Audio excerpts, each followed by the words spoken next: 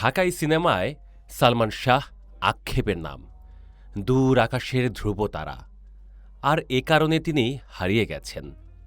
তবু কোটি দর্শক হৃদয়ে আজও জায়গা নিয়ে আছেন ঢালিউডের স্বপ্নের নায়ক।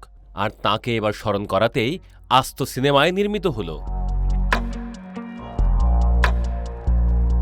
সালমান শাহকে কেন্দ্র করে ৯০ দশকে সারা দেশে ছড়িয়ে পড়া উন্মাদনা, আবেগ ও ভক্তদের পাগলামির গল্প নিয়ে নির্মিত হয়েছে সিনেমা লাভ 96। তরুণ নির্মাতা ইভান মল্লিক পরিচালিত সিনেমাটি দেশজুড়ে প্রেক্ষাগৃহে মুক্তি পেতে যাচ্ছে আগামী ৪ সেপ্টেম্বর।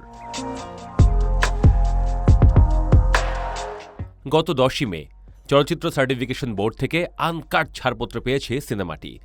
নির্মাতার দাবি, লাভ 96-এর গল্প, নির্মাণ শৈলী এবং ৯০ দশকের আবেগ ঘন উপস্থাপনা বোর্ডের সদস্যদের কাছে প্রশংসিত হয়েছে। জানা গেছে, ব্যাটারি চালিত সাদাকালো টেলিভিশনে প্রিয় অনুষ্ঠান দেখা, চাঁদা তুলে ভিসিআর ভাড়া করে রাতভর সিনেমা দেখা, ভিউ কার্ড কেনা, ক্যাসেট প্লেয়ারে গান শোনা কিংবা রেডিওতে পছন্দের অনুষ্ঠানের জন্য অধীর অপেক্ষা। ৯০ দশকের এসব স্মৃতি এখন অনেকের কাছে রঙিন নস্টালজিয়া। ঠিক সেই সময় বাংলা চলচ্চিত্রে ধূমকেতুর মতো আবির্ভাব ঘটে সালমান শাহর। অভিনয়, স্টাইল, ব্যক্তিত্ব ও রোমান্টিক উপস্থিতি দিয়ে অল্প সময়ে তিনি বদলে দেন বাংলা চলচ্চিত্রের চেনা ধারা। কিন্তু ১৯৯৬ সালে ৬ সেপ্টেম্বর তার আকস্মিক মৃত্যু সংবাদ পুরো দেশকে স্তব্ধ করে দেয়। প্রিয় নায়ককে হারানোর শোক মেনে নিতে না পেরে একাধিক ভক্ত আত্মাহুতির পথও বেছে নিয়েছিলেন।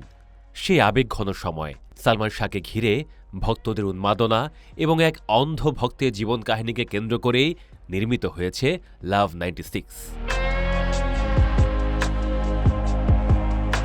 রাইসা ফিল্মসের ব্যানারে মোহাম্মদ জসিমউদ্দিনের প্রযোজনায় নির্মিত লাভ 96-এর মাধ্যমে বড় পর্দায় অভিষেক হচ্ছে নতুন জুটি আরিয়ান খান ও পূর্ণতার। সিনেমাটিতে আরও অভিনয় করেছেন শিবা শানু, সঞ্জিদা মিলা, তমাল মাহবুব, রেবেকা রৌফ, আরমান খান, প্রিয়া, ডিজে সোহেল, রুবেল রানা এবং সীমান্ত খন্দকার।